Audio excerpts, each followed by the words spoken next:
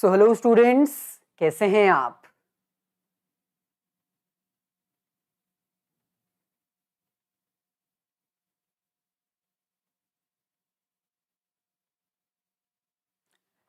चलिए, जैसे कि आपको पता है कि इकोनॉमिक्स में नेशनल इनकम अकाउंटिंग हम ऑलरेडी स्टार्ट कर चुके हैं और अब तक 2 सेशंस हमने कर लिए हैं। और उन दोनों सेशंस में हमने ये अंडरस्टैंड किया था कि नॉर्मल रेजिडेंट क्या होता है, फैक्टर इनकम क्या होती है, ट्रांसफर इनकम क्या होती है, डोमेस्टिक टेरिटरी क्या होती है, डोमेस्टिक टेरिटरी में क्या क्या इंक्लूड होता है और क्या क्या इंक्लूड नहीं होता। तो उसी कॉन्सेप्ट को थोड़ा आगे बढ़ाते हुए आज हम डोमेस्टिक इनकम और नेशनल इनकम के gross versus net, factor income versus transfer income, market price versus factor cost, ये सब अंडरस्टैंड करने वाले हैं। प्रीवियस सेशन में हमने आपको बता दिया था कि डोमेस्टिक इनकम को नेशनल इनकम में, नेशनल इनकम को डोमेस्टिक इनकम में कैसे कन्वर्ट करना है। तो वो फॉर्मूला आपको याद रहना चाहिए। डोमेस्टिक इनकम को नेशनल इनकम और नेशनल इनकम को डोमेस्टिक इनकम में कैसे कन्वर्ट करते हैं, उसका फॉर्मूला आपको याद रहना चाहिए, क्योंकि जब हम प्रैक्टिकल्स करेंगे ना, तब आपको वो फॉर्मूला की जरूरत पड़ेगी। और आज हम थोड़ा और आगे बढ़ते हुए 2 फॉर्मूलाज और अंडरस्टैंड करेंगे जो आपको एग्जाम में क्वेश्चन को सॉल्व करने के लिए चाहिए होंगे। तो बहुत ही इंटरेस्टिंग टॉपिक है, प्रैक्टिकल कॉन्सेप्ट्स के साथ है। अपना कॉपी पेन प्रिपेयर कर लीजिए, क्योंकि भाई फॉर्मूलाज आपको नोट डाउन करने हैं और उसको फाइनल एग्जाम तक तो एटलीस्ट याद रखना ही है। फर्दर प्रोसीड करने से पहले आपसे रिक्वेस्ट है, भाई वीडियो को लाइक और अपने सभी फ्रेंड्स के साथ शेयर जरूर कर दीजिएगा। आप जितने भी ग्रुप्स में एडिड हो, जितने भी व्हाट्सएप ग्रुप, टेलीग्राम ग्रुप में आप एडिड हो, बस उसमें ये हमारा वीडियो का लिंक छोड़ दीजिए, ताकि आपके सारे फ्रेंड्स हमसे लाइव जुड़ सके और अपने डाउट्स लाइव डिस्कस कर सके। तो करें स्टार्ट। हेलो शिवानी, हेलो साक्षी, कैसे हैं आप।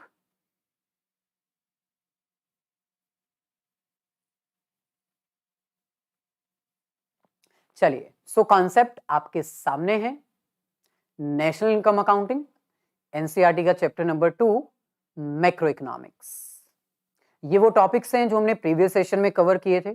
हमने आपको कंप्लीट बताया था डोमेस्टिक इनकम क्या होता है, नेशनल इनकम क्या होती है, डोमेस्टिक टेरिटरी में क्या क्या इंक्लूड होता है और क्या क्या इंक्लूड नहीं होता है, इम्बेसिस क्या होती हैं, डोमेस्टिक इनकम को नेशनल इनकम में और नेशनल इनकम को डोमेस्टिक में कन्वर्ट करने के लिए आपको क्या क्या जरूरत पड़ती है, क्या उसके फॉर्मूलाज होते हैं। तो अगर आपने प्रीवियस कोई सेशन मिस किया है ना, तो उसको प्लीज रिकॉर्डेड है, जरूर देख लीजिएगा। आज हम थोड़ा आगे बढ़ेंगे और बात करेंगे ग्रॉस वर्सेस नेट इनकम की। ग्रॉस इनकम क्या होता है और नेट इनकम क्या होता है। देखो, सिंपल कॉन्सेप्ट है। जब भी हम एक इकोनॉमी की इनकम कैलकुलेट करते हैं ना, इनकम को कैलकुलेट करने के लिए हमारे पास डिफरेंट डिफरेंट मेथड्स हैं। वैल्यू एडेड मेथड है, जिसको हम प्रोडक्ट मेथड भी कहते हैं, इनकम मेथड है, एक्सपेंडिचर मेथड है। लेकिन लेकिन आप किसी भी मेथड से इनकम कैलकुलेट करो, आपको एक चीज ध्यान रखनी है कि या तो आपको ग्रॉस इनकम कैलकुलेट करने को कहा जाएगा या फिर नेट इनकम। एग्जाम में जब आपको प्रैक्टिकल क्वेश्चन आएगा, या तो आपको ग्रॉस इनकम कैलकुलेट करनी है या फिर नेट नेट इनकम, और दोनों का आंसर अलग अलग आएगा। इसका मतलब आपको पता होना चाहिए कि ग्रॉस इनकम क्या होता है, नेट इनकम क्या होता है, तभी तो कैलकुलेशन करना सीखोगे। तो पहले हम आपको ना ग्रॉस और नेट इनकम के बीच का डिफरेंस एक्सप्लेन करते हैं, फिर इनके फॉर्मूलाज आपको समझाएंगे। हेलो आर्यन, कैसे हैं आप। हम एकदम अच्छे से जानते हैं आपको, हम अपने किसी भी स्टूडेंट को कभी भी नहीं भूलते। हेलो खुशी, कैसे हैं आप। चलिए, तो सबसे पहले बात करते हैं ग्रॉस इनकम के बारे में। देखो, ग्रॉस वर्ड आपके लिए कोई नया वर्ड नहीं है, आपने ग्रॉस वर्ड पहले भी किया हुआ है। याद है आपको, हमने आपको डेप्रिसिएशन का कॉन्सेप्ट जब करवाया था, तो उसमें ग्रॉस और नेट यूज हुआ था। यहां पर भी वही इसका मतलब है। ग्रोस का मतलब होता है टोटल इनकम, ग्रॉस का मतलब होता है टोटल इनकम। यानी अगर आपको एक इकोनॉमी की इनकम कैलकुलेट करने को कहा है और वो भी ग्रॉस, तो इसका मतलब सिंपल है, आपको डेप्रिसिएशन माइनस नहीं करनी है। भाई जैसे जैसे प्रोडक्ट्स की यूसेज बढ़ती है, जैसे जैसे टाइम बीतता है, उसके अकॉर्डिंग प्रोडक्ट्स की डेप्रिसिएशन होती है ना, मशीनरी की डेप्रिसिएशन होती है। तो अगर आपको सिर्फ इतना कहा जाए कि आपको ग्रॉस इनकम कैलकुलेट करनी है, तो इसका मतलब है आपको एक इकोनॉमी की वो वाली इनकम कैलकुलेट करनी है जिसमें से डेप्रिसिएशन माइनस नहीं की गई है, कोई चार्जेस डिडक्ट नहीं किए गए। तो ग्रॉस का मतलब है टोटल इनकम, ऐसी इनकम जिसमें डेप्रिसिएशन की वैल्यू माइनस नहीं है, इंक्लूडेड है। इंक्लूडेड मतलब हटाई नहीं गई है, बीच में ऐड है, यानी उसमें से डेप्रिसिएशन चार्ज नहीं की गई है। अच्छा, डेप्रिसिएशन का मतलब तो आपको पता होगा ना। हेलो आस्था, मैं एकदम बढ़िया हूं, एकदम फर्स्ट क्लास एज यूजुअल, हमेशा की तरह। आप कैसे हैं भाई? जिनकी स्लाइड क्लियर नहीं है उनसे रिक्वेस्ट है कि वीडियो की क्वालिटी थोड़ा इंप्रूव कर लीजिए, तो स्लाइड आपको इजीली विजिबल हो जाएगी। यस, बिल्कुल सही आर्यन। डेप्रिसिएशन का मतलब होता है normal wear and tear, daily life की usage due to passage of time, जैसे जैसे समय बीतता जाएगा डेप्रिसिएशन होती जाएगी। सो जब भी आपको ग्रॉस इनकम कैलकुलेट करने के बारे में कहा जाए तो सिंपल, टोटल इनकम जिसमें से कोई चार्जेस डिडक्ट नहीं किए गए हैं, जिसमें से कोई डेप्रिसिएशन माइनस नहीं की गई है। वहीं पर अगर आपको बोला जाए कि एक इकोनॉमी की नेट इनकम कैलकुलेट करके लेके आओ, ग्रोस का मतलब तो हो गया टोटल इनकम, ओवरऑल इनकम जिसमें से चार्जेस माइनस नहीं किए गए हैं। लेकिन नॉर्मली नेट इनकम की बात भी कही जाती है। नेट इनकम कैलकुलेट करने के लिए आपको ग्रॉस में से डेप्रिसिएशन माइनस कर देनी है। जो नॉर्मल यूसेज चार्जेस होते हैं, पैसेज के कारण, टाइम बीतने के कारण वैल्यूज में डेप्रिसिएशन आ जाती है ना, आपको वो माइनस कर देनी है।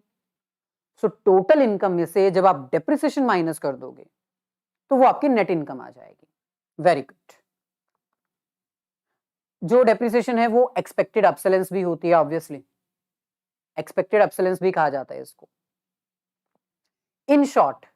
इन शॉर्ट ग्रॉस और नेट ये होता है।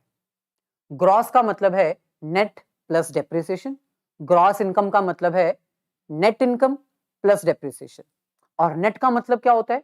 Gross minus depreciation.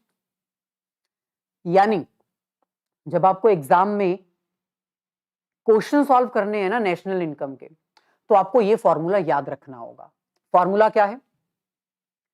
Gross is equals to net plus depreciation. अब एक चीज और ध्यान देना, ये एक सिंगल फॉर्मूला है जिसकी हेल्प से आप दो फॉर्मूलाज और डिराइव कर सकते हो। कैसे? अगर आप ग्रॉस में से डेप्रिसिएशन माइनस कर दोगे तो आपकी नेट वैल्यू आ जाएगी,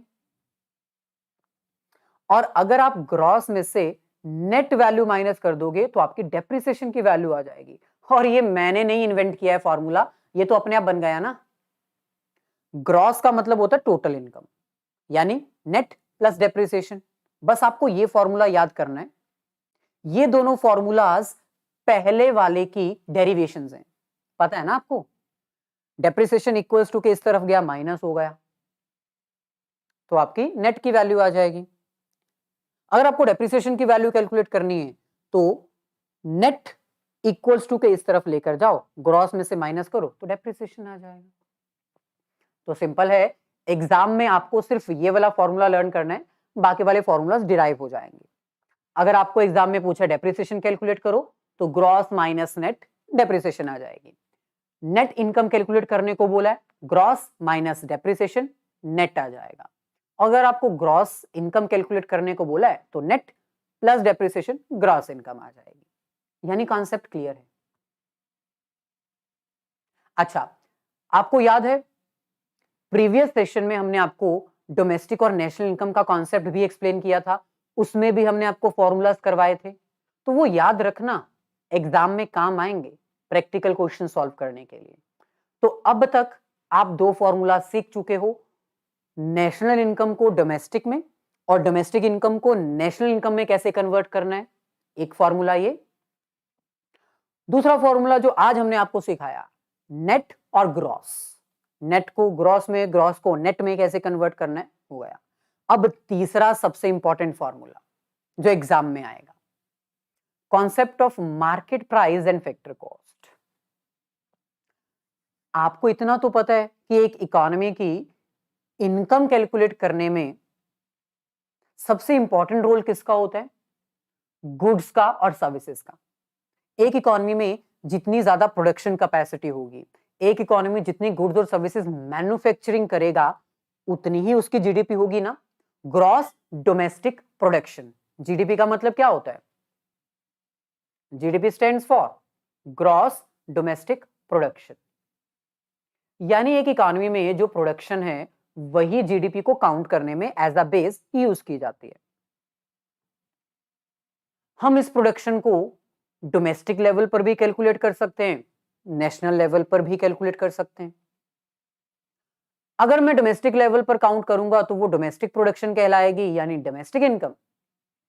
और अगर मैं इसको नेशनल लेवल पर काउंट करूंगा तो वो कहलाएगी नेशनल प्रोडक्शन या फिर नेशनल इनकम। नंबर 1। नंबर 2, अगर मैं इस प्रोडक्शन को ग्रॉस वैल्यू पर कैलकुलेट करूंगा तो वो ग्रॉस प्रोडक्शन यानी ग्रॉस इनकम कहलाएगी, जिसमें से डेप्रिसिएशन माइनस नहीं किया जाता। और अगर मैं इसको डेप्रिसिएशन चार्ज करने के बाद कैलकुलेट करूंगा, डेप्रिसिएशन डिडक्ट करने के बाद कैलकुलेट करूंगा, तो ये कहलाएगी नेशनल नेट प्रोडक्शन यानी नेट इनकम। ऐसे ही अब तीसरा कॉन्सेप्ट क्या है, market price versus factor price. अब ध्यान से समझना, अगर मैं अपनी इकोनॉमी की प्रोडक्शन को मार्केट प्राइस पर कैलकुलेट करूंगा तो वो क्या कहलाएगी, market price, GDP at market price. लेकिन अगर मैं अपनी इकोनॉमी की प्रोडक्शन को कॉस्ट पर कैलकुलेट करूंगा, कॉस्ट ऑफ प्रोडक्शन वाली वैल्यू को यूज करूंगा, तो वो फैक्टर कॉस्ट कहलाएगी, जीडीपी एट फैक्टर कॉस्ट। यानी हम इनकम को डोमेस्टिक लेवल पर भी कैलकुलेट कर सकते हैं, नेशनल लेवल पर भी कैलकुलेट कर सकते हैं। रूल नंबर 1, हम अपनी इनकम को ग्रॉस वैल्यू पर भी कैलकुलेट कर सकते हैं और नेट वैल्यू पर भी कैलकुलेट कर सकते हैं। रूल नंबर 2, हम अपनी इनकम को मार्केट प्राइस पे भी कैलकुलेट कर सकते हैं, फैक्टर कॉस्ट पे भी कैलकुलेट कर सकते हैं। Rule number 3। तो ये थर्ड रूल है। पहले हम बात करते हैं फैक्टर कॉस्ट की। देखो सिंपल है, एक इकोनॉमी में during a particular accounting period जितनी भी गुड्स और सर्विसेज मैन्युफैक्चर की जाती हैं, अगर हम उनको काउंट करेंगे फैक्टर प्राइस पे, यानी जो उनकी कॉस्ट है ना, जो एक्चुअल कॉस्ट है, जो उनकी मैन्युफैक्चरिंग कॉस्ट है, अगर उसी प्राइस पे हम उस प्रोडक्ट की वैल्यू को काउंट करेंगे तो वो कहलाएगा GDP at factor cost. For example, मान लो कि एक फैक्ट्री है जो 10 यूनिट्स मैन्युफैक्चर करती है और एक यूनिट बनाने के लिए उसका खर्चा आता है, कॉस्ट आती है 100 रुपीज। तो अगर मैं 100 रुपीज यूज करता हूं वैल्यू को कैलकुलेट करने के लिए, तो हमारी जीडीपी एट एफसी कितनी होगी, 1000 रुपीज, क्योंकि मैंने कॉस्ट प्राइस को यूज किया है अपनी जीडीपी कैलकुलेट करने के लिए। सिंपल है ना। अब आपको पता है मार्केट में ये प्रोडक्ट 100 का तो बिकेगा नहीं, क्योंकि 100 तो मैन्युफैक्चरिंग कॉस्ट है। 100 के ऊपर गवर्नमेंट टैक्सेस लगाएगी और ये जो प्रोड्यूसर है ये अपना कुछ मुनाफा भी कमाना चाहेगा, है ना, एक तरह से। तो मान लो मार्केट में ये प्रोडक्ट 120 रुपए का हो जाता है, 10 प्रोडक्ट्स और 120 रुपए इसका मार्केट प्राइस है। अगर मैं मार्केट प्राइस को बेस लेता हूं तो वो क्या कहलाएगा, जीडीपी एट एमपी। मतलब बात सिंपल है कि मार्केट प्राइस जब हम मार्केट में प्रोडक्ट की वैल्यू को काउंट करते हैं उसको कहते हैं, और फैक्टर कॉस्ट जब हम मार्केट प्राइस नहीं बल्कि कॉस्ट ऑफ प्रोडक्शन को यूज करते हैं अपनी इकोनॉमी की जीडीपी कैलकुलेट करने के लिए। So that is market price versus factor cost. Clear है। Market price are the prices of the goods and services in the market including all taxes and after subtracting the subsidies. बिल्कुल सही। तो आप ये कह सकते हो कि भाई दो कॉन्सेप्ट हैं इनकम को कैलकुलेट करने के। अगर आप मार्केट प्राइस पे कैलकुलेट करना चाहते हो तो जनरली मार्केट प्राइस ज्यादा होता है, और अगर आप फैक्टर प्राइस पर कैलकुलेट करना चाहते हो तो फैक्टर प्राइस नॉर्मली कम होता है। आपको एक चीज ध्यान देनी है, आपको एक चीज ध्यान देनी है, आपके सिलेबस में टू सेक्टर मॉडल है। टू सेक्टर मॉडल वो मॉडल होता है जिसमें एक तरफ प्रोड्यूसर सेक्टर होता है और एक तरफ कंज्यूमर सेक्टर होता है। अब मार्केट प्राइस में नॉर्मली क्या इंक्लूड किया जाता है? Factor cost plus taxes and minus की जाती है उसमें से सब्सिडीज। मतलब मान लो कि प्रोडक्ट 100 रुपए का है, गवर्नमेंट कहती है इसके ऊपर 20 रुपए टैक्स लगेगा और 10 रुपए हम सब्सिडी देंगे, तो मार्केट में प्रोडक्ट कितने का पड़ गया? 110 रुपए का।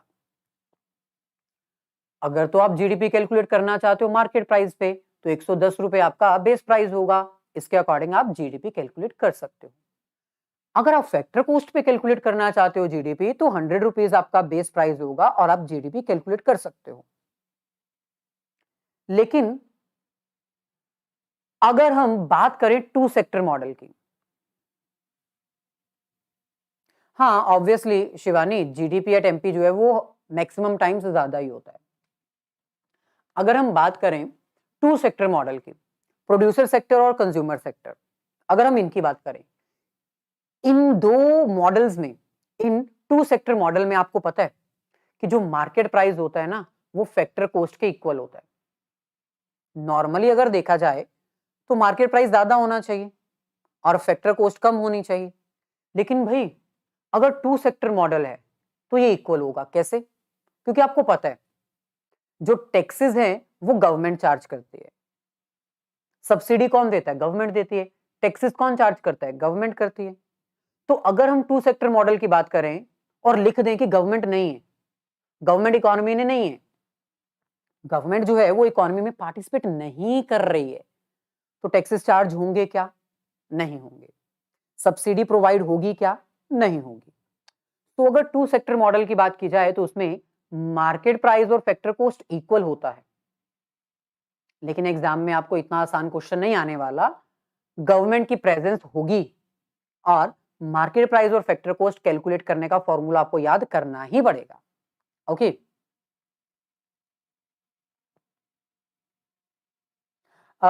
एमपी और एफसी के फॉर्मूला में जो प्रोड्यूसर का प्रॉफिट है ना उसको एक्सक्लूड कर दिया गया है। शिवानी बहुत अच्छा क्वेश्चन है आपका। जो प्रॉफिट है वो भी इंक्लूड होता है नॉर्मली मार्केट प्राइस में, लेकिन जो इनकम कैलकुलेट की जाती है ना उसके लिए हमें प्रॉफिट मार्जिन को एक्सक्लूड कर देना है। ओके चलिए, सो टू सेक्टर में गवर्नमेंट नहीं होती इसलिए मार्केट प्राइस और फैक्टर कॉस्ट इक्वल होता है, लेकिन हमें गवर्नमेंट की इन्वॉल्वमेंट करनी है। गवर्नमेंट टैक्सेस चार्ज करती है, सब्सिडी ग्रांट करती है, जिसकी वजह से मार्केट प्राइस और फैक्टर कॉस्ट में डिफरेंशिएशन आते हैं। तो अब फॉर्मूला क्या बनेगा? अगर फॉर्मूला बनेगा तो क्या बनेगा? Market price is equals two factor cost plus plus taxes minus subsidies. अब बहुत सारे स्टूडेंट्स के माइंड में डाउट होगा, सर टैक्सेस कौन से वाले, सब्सिडी कैसी, कौन सी सब्सिडी? तो आइए पहले टैक्सेस के बारे में बात करते हैं, फिर इस फॉर्मूला को ना थोड़ा और डिराइव करेंगे। टैक्सेस दो तरह के होते हैं, ये आप पहले भी कर चुके हो, गवर्नमेंट बजट में था आपको। एक होता है डायरेक्ट टैक्स और एक होता है इनडायरेक्ट टैक्स। पता है ना आपको? डायरेक्ट टैक्स वो टैक्स जिसमें टैक्स का बर्डन शिफ्ट नहीं किया जा सकता, जिस बंदे के ऊपर टैक्स लगेगा उसी को टैक्स देना होगा, जैसे income tax, wealth tax, property tax, है ना? जिस बंदे की इनकम है उसी को टैक्स देना पड़ता है, इसका बर्डन ट्रांसफर नहीं किया जा सकता। मैं ये नहीं कह सकता कि मेरी बजाय आप टैक्स दे दो। सो डायरेक्ट टैक्स वो होता है। इनडायरेक्ट टैक्स कौन सा? इनडायरेक्ट टैक्स जिसका बर्डन ट्रांसफर किया जा सकता है, जैसे गुड्स एंड सर्विस टैक्स। जो फाइनल कंज्यूमर होता है ना गुड्स का, टैक्स उसी को बियर करना पड़ता है। मैन्युफैक्चरर होलसेलर को बेचता है, होलसेलर रिटेलर को, रिटेलर कस्टमर को। तो सारा टैक्स का बर्डन कस्टमर के ऊपर आता है। जब हम मार्केट प्राइस में टैक्सेस की बात कर रहे हैं तो वो कौन से टैक्सेस है? Indirect taxes. डायरेक्ट की बात नहीं हो रही है, इनडायरेक्ट टैक्सेस की बात हो रही है। तो इसका मतलब आपका मार्केट प्राइस कैसे कैलकुलेट होगा? Market price is equals two factor cost plus indirect taxes minus subsidy. तो यहां पर टैक्सेस कौन से वाले हैं? इनडायरेक्ट टैक्सेस, जिसका बर्डन आप शिफ्ट कर सकते हो। ओके, चलिए अब हम बात करते हैं सब्सिडीज की। सब्सिडीज तो आपको पता है ना, गवर्नमेंट के द्वारा अलाउ की जाती हैं। कुछ स्पेशल सेशंस के लिए सब्सिडीज दी जाती हैं। जैसे जो नेसेसिटी प्रोडक्ट्स होते हैं ना, उनमें government below the poverty line के लोगों को सब्सिडी देती है। रोटी, कपड़ा, मकान, इन सब चीजों में सब्सिडी दी जाती है। सभी को नहीं मिलती है ये सब्सिडी, कुछ चुनिंदा लोगों को मिलती है जो बिलो द पॉवर्टी लाइन रहते हैं। तो सब्सिडी एक रिलीफ होती है, गवर्नमेंट के द्वारा दी जाती है सोसाइटी को, फाइनेंशियल सपोर्ट होता है, बैकवर्ड सोसाइटीज को ज्यादा दिया जाता है। तो सब्सिडी एक तरह से रिलीफ है, इसलिए हम इसको माइनस करते हैं। तो अब आपका फॉर्मूला क्या बनेगा? Market price is equals two factor cost plus net indirect taxes. अब मैं इसको थोड़ा इलैबोरेट कर रहा हूं, ध्यान से समझना। Market price is equals two factor cost plus indirect taxes minus subsidy, ये आपका फॉर्मूला है। मैं इस फॉर्मूला को इस तरह भी लिख सकता हूं, market price is equals two factor cost plus net indirect taxes. Sir ये नेट इनडायरेक्ट टैक्स क्या होता है? भाई जब हम इनडायरेक्ट टैक्स में से सब्सिडी को माइनस कर देते हैं तो उसको बोलते हैं नेट इनडायरेक्ट टैक्स। ओके, तो आप इसको नेट इनडायरेक्ट टैक्स भी लिख सकते हो। ये एक फॉर्मूला है जो मेन फॉर्मूला है, जो आपको याद करना है एग्जाम के लिए। बाकी के फॉर्मूलाज आपको याद करने की जरूरत नहीं है, बाकी फॉर्मूलाज इसकी डेरिवेशंस बन जाएंगी। सब्सिडी में प्रोड्यूसर को कोई फायदा होता है, कई बार प्रोड्यूसर्स को भी सब्सिडी मिलती है रॉ मटेरियल परचेज करने के लिए। जैसे मान लो आपने खादी प्रोडक्शंस का बिजनेस शुरू करना है, तो खादी प्रोडक्शन इकोनॉमी की बेनिफिट के लिए है। आप लीकर का बिजनेस नहीं स्टार्ट कर रहे हो, आप सिगरेट्स का बिजनेस स्टार्ट नहीं कर रहे हो, आप खादी प्रोडक्ट्स का बिजनेस स्टार्ट कर रहे हो, तो उसमें गवर्नमेंट कई बार प्रोड्यूसर को भी सब्सिडी देती है, तो वो इसी में काउंट हो जाएगा। अच्छा, अब एक फॉर्मूला से बाकी फॉर्मूलास कैसे बनेंगे? सिंपल है, मार्केट प्राइस में से जब आप नेट इनडायरेक्ट टैक्सेस माइनस करोगे तो आपका फैक्टर कॉस्ट आ जाएगा। अगर आप मार्केट प्राइस में से फैक्टर कॉस्ट माइनस करोगे तो आपका नेट इनडायरेक्ट टैक्स आ जाएगा। इक्वल्स टू के इस तरफ जाएगा तो माइनस साइन आएगा ना। तो बस अगर एग्जाम में आपको मार्केट प्राइस पूछा है तो factor cost plus net indirect tax, अगर आपको फैक्टर कॉस्ट पूछा है तो market price minus net indirect tax, और अगर आपको नेट इनडायरेक्ट टैक्स कैलकुलेट करने को बोला है market price minus factor cost. Sir इतने सारे फॉर्मूला कैसे याद करेंगे, कोई ट्रिक है क्या? भाई 3 फॉर्मूला हैं, सिर्फ 3 ही फॉर्मूलाज हैं, आपको वही याद करने हैं, बाकी के तो उसकी डेरिवेशंस हैं। जैसे ये फॉर्मूला मेन है, ये मेन फॉर्मूला है, ये इसकी डेरिवेशन है, ज्यादा लोचा नहीं है, आसान है। ओके, अब हम बात करते हैं तीनों फॉर्मूलाज की। अब तक मैंने आपको 3 फॉर्मूलाज करवाए, नेशनल इनकम को डोमेस्टिक इनकम में कैसे कन्वर्ट करना होता है उसका फॉर्मूला करवाया, ग्रॉस इनकम को नेट इनकम में कैसे कन्वर्ट करना है उसका फॉर्मूला करवाया, और जस्ट अभी फैक्टर कॉस्ट को मार्केट प्राइस और मार्केट प्राइस को फैक्टर कॉस्ट में कैसे कन्वर्ट करना उसका फॉर्मूला करवाया। तो जल्दी से अपना कॉपी पेन उठाइए, तीनों के रूल्स सीख लीजिए, क्योंकि जब हम प्रैक्टिकल करेंगे तब आपको ये तीनों रूल्स आने चाहिए, तभी आपके क्वेश्चन सॉल्व हो पाएंगे।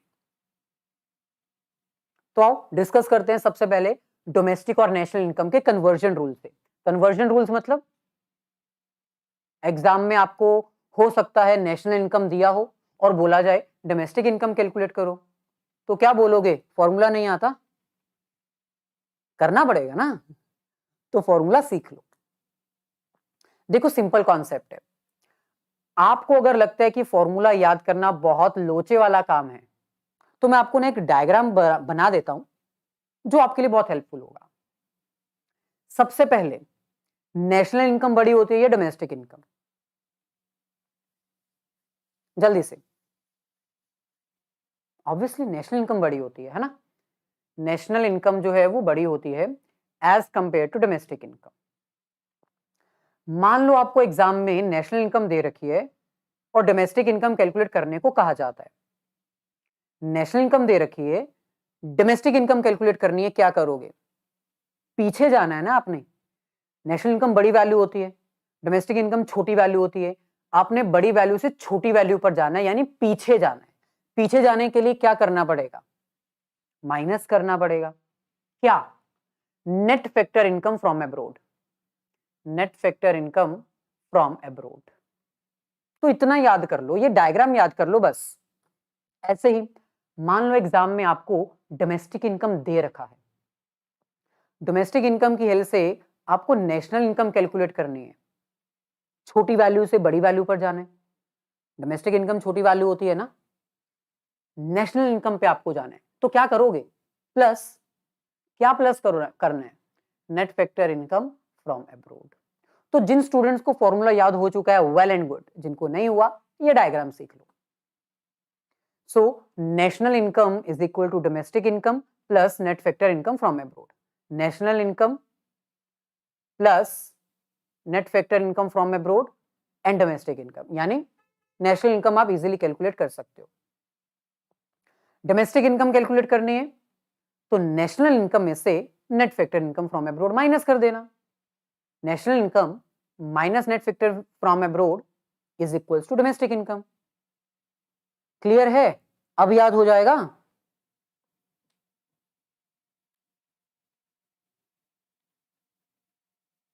ओके, सिमिलरली आपके सामने अब ये सेकंड कन्वर्जन रूल है, ग्रॉस एंड नेट। ये भी वही कॉन्सेप्ट है। ग्रॉस बड़ी वैल्यू होती है, नेट छोटी वैल्यू होती है। तो एक तरफ लिखो ग्रॉस और दूसरी तरफ लिखो नेट। अगर एग्जाम में आपको ग्रॉस वैल्यू दे रखी है, आपने नेट पे जाना है, तो क्या करें? ग्रॉस से नेट पे जाना है, पीछे जाना है। ग्रॉस बड़ी वैल्यू है, नेट छोटी वैल्यू है, आपने पीछे जाना है, ग्रॉस से नेट पे जाना है, तो माइनस करेंगे। क्या? Depreciation. So gross minus depreciation, आपके पास नेट आ जाएगा। एग्जाम में अगर आपको नेट इनकम दे रखी है और आपने ग्रॉस पे जाना है, तो क्या करोगे? छोटी वैल्यू से बड़ी वैल्यू पर जाना है, ऑब्वियसली प्लस करना पड़ेगा। क्या प्लस करोगे? डेप्रिसिएशन।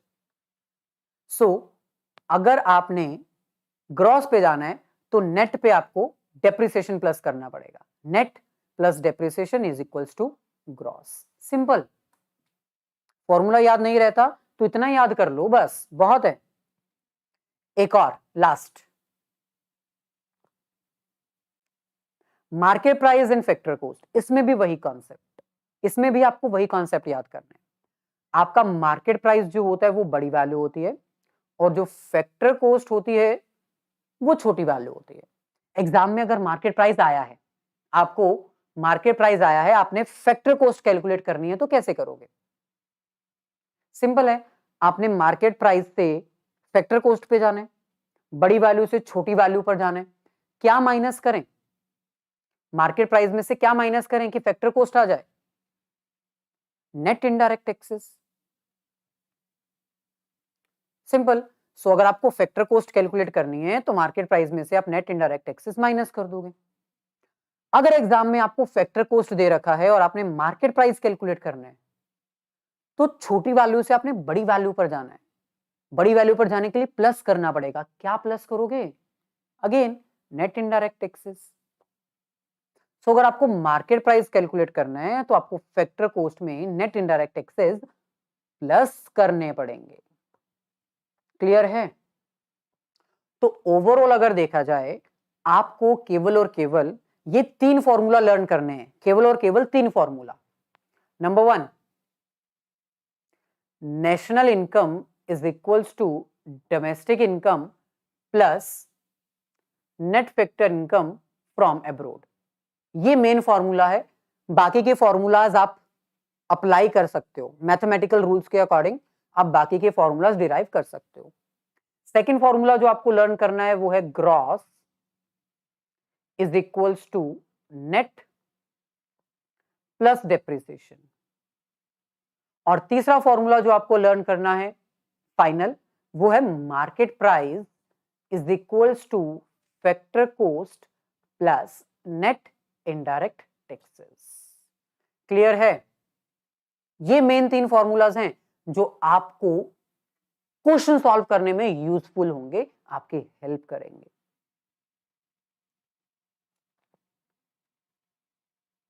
चलिए, तो यहां तक किसी स्टूडेंट का कोई doubt? Any doubt till now? आने वाले सेशन में अब हम कुछ प्रैक्टिकल क्वेश्चंस भी स्टार्ट करने वाले हैं।